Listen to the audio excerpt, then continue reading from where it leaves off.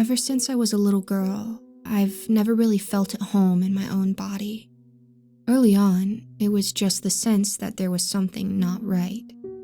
Later, that sense of unease solidified and became clear. My body didn't feel like my own, even though it looked like it should, according to most definitions of should. To me, it looked grotesque and ugly. There was just too much of it. They used to call it Apotemnophilia, but my therapist says that's old-fashioned. Body integrity identity disorder is what they call it now. Much more clinical, much more safe for people to talk about. Instead of saying, I want to cut off my own legs because they don't feel like they belong on me, I can now say I'm a sufferer of BIID. So much better. Whatever it is, it makes me hate myself in this body I'm trapped in. Can I tell you about the times when my body has let me down? About those times in my childhood when I would dig my dirty fingernails into the flesh of my thigh just to get a semblance of relief. Of how I would sit on my legs until they went numb. The pleasure of, for once, feeling right would wash over me in waves until the sensation once again returned to those hateful appendages.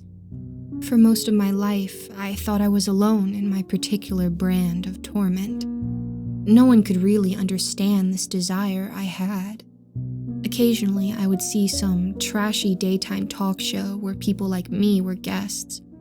The audience gawked and hooted, and the host smirked incredulously, as if asking the audience, "Can you believe these freaks?" But I saw something different in those shows.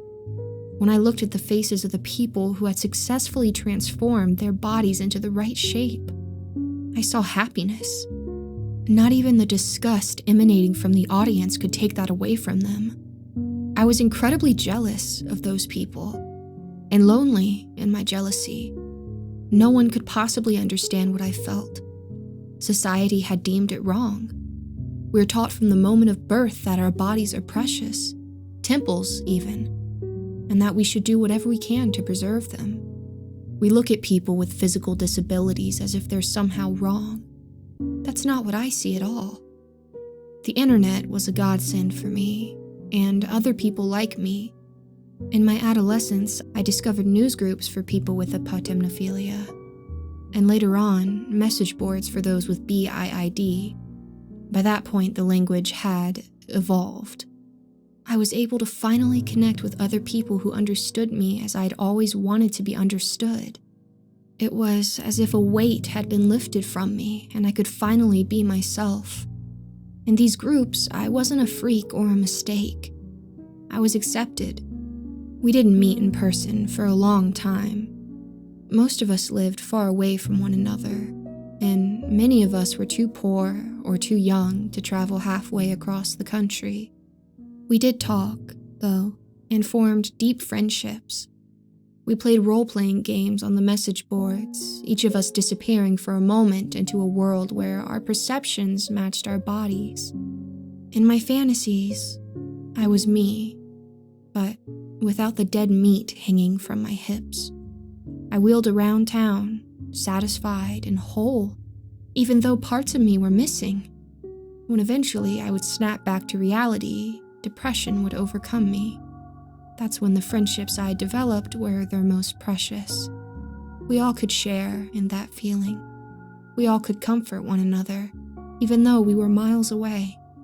Those groups were how I survived this long. If not for them, well, I don't know how I could have kept myself from doing something stupid. Late last year, I discovered that 3 of the people in our group lived in my city. It was like learning I had a long-lost twin. We talked for months, growing our bond through the internet, before we opted to meet in person. It was necessary to wait, given how disingenuous some people can be online. There was Grace and Howard, who were both near my age, and had struggled with BIID for their entire lives. Then Kyle, who was slightly older, and no longer considered himself a sufferer of BIID. We all met up at a coffee shop downtown. I arrived first, and I knew Kyle the second I saw him. I could tell it was him. He had one arm and the biggest smile I'd ever seen. Grace and Howard arrived a few minutes later, and we immediately got down to sharing our stories. When it came time for Kyle to share his, we all listened with rapt fascination. I always knew I was wrong, he said. We nodded in understanding. He continued. The arm that was attached to me was not my own. It was like I knew it instinctively from childhood. It drove me crazy. Every day I'd look at it and feel hate well up inside of me. I used to cut it in little strokes to see what it was like. It didn't help. I only wanted it gone. It was an obsession, really. All I thought about all day, every day, was getting rid of my arm. Then, one day, I'd had enough. I couldn't stand it anymore. I had to do something. I was so keyed up, and I did the only thing I could think of. I turned on the garbage disposal, and before I could talk myself out of it, I shoved my arm into it. I passed out from the pain, I'll admit. Thankfully, my wife came home just after it happened. They got me to the hospital in time to save my life, though I was unconscious for it all. When the long-faced doctor came to tell me that they couldn't save the arm, I nearly jumped for joy. I tried to hide it, but honestly, it was the happiest day of my life. We all stared at him in shocked envy. And did it make you feel better? Long term, I mean. Maggie, it made me feel like I was complete. Since that day, my life has been so happy, so fulfilled. I don't regret it for a second. Howard, Grace, and I exchanged looks. I knew what we were all thinking. How can we do the same thing? Kyle must have understood that look because he piped up again. Listen, though happy as I am, you do not want to go about things the way I did. It's incredibly risky, and you could easily die. But what are the alternatives? Asked Grace. I've been to every surgeon in the state, and no one will remove an undamaged limb. It's true even out of state, grumbled Howard. They don't understand what it's like to wake up every day in a body that isn't your own. Kyle nodded. I know. He looked around the room and leaned in, whispering. What if I told you there is a surgeon who will do it? Grace laughed. Some back alley amputation? There's no way anyone would do that. There is, though. I know it sounds crazy, but there's this guy, Dr. Felix, and he helps people like us. It's his life's goal, and he's legit. I sat back in my chair, chewing my bottom lip. If this was true, if a doctor really would do the surgery without damage to the limb, it could be a life changer. Kyle once again spoke up. What would you have him do if you could? My left leg, Howard said, not even pausing to consider. Both of my legs, I replied. Same as Maggie, said Grace. We exchanged glances as Kyle smiled. It can absolutely be done. He pushed a business card across the table toward us. I debated calling the number for days. We all did. In the end, we each decided that only one thing could make us happy. We all eventually called Dr. Felix. He agreed to come to town and scheduled appointments with each of us. The surgery would be done in my own house, as hospitals and doctors' offices were much too dangerous. Dr. Felix was adamant about discretion. His license was on the line, after all. I agreed, and the date was set for a month out. I spent the next few weeks in a tizzy. I bought a wheelchair and practiced maneuvering around my house, picking up and rearranging anything that got in my way. I studied post-surgery care instructions and read up on the procedure. The days passed in agonizing slowness. When the day of the surgery came, I felt like a weight had been lifted. I met Dr. Felix at my front door. Anticipation and excitement bubbled up inside of me, just like the Christmases of my childhood. Finally, it would all be okay. He greeted me warmly, taking my hand in both of his. Maggie, how nice to meet you. I know you're excited to get started, but I want to go over a few things with you first. I nodded my assent. You wish to have both your legs amputated, correct? Above the knee?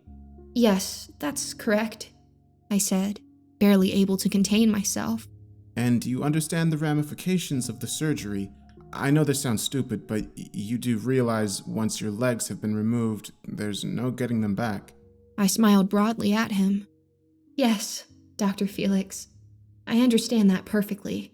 Okay, let's get to work then. I waited in the kitchen while Dr. Felix prepared the bedroom. It had to be sanitized for the surgery, and I understood that it would take some time. Every second of waiting felt like an eternity. Finally, he appeared in my doorway. It's time. Your room has been prepared. I let out a little squeak and followed the doctor to the bedroom. Crisp, clean white linens lay on my bed, and an IV drip sat next to it.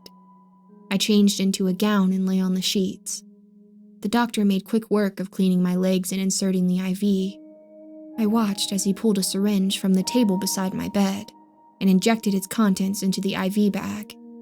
I felt myself relax and waited for the unconsciousness that would usher me into my new life.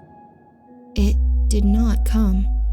After some seconds, I tried to move, to alert the doctor that I was still awake. I found that I could not. I was paralyzed. You may be wondering, Dr. Felix said as he moved around the bed, why it is that you're both awake and immobile. Well, that's simple enough. I need you to be aware of what I'm doing. I need you to see the procedure unfold. Unfortunately, there will be some pain. I tried to force my body to move, tried to wrench myself free of this drug-induced prison I was in. But I could not. Was he really going to cut off my legs with me awake? As the thought passed through my mind, Dr. Felix propped me up slightly and positioned my head so that I was looking directly at my legs. I've been working on a treatment, you know. He looked at me as if I could answer him, and then shrugged his shoulders. No one really knows what causes BIID. Some think that it's the brain's inability to accurately map the body. Others take a more Freudian stance on the whole thing, saying that it's those all-important early childhood experiences. That's, of course, complete hogwash. I could only stare as the doctor pulled another needle from his bag. He tapped it twice with his forefinger and then injected it into my IV.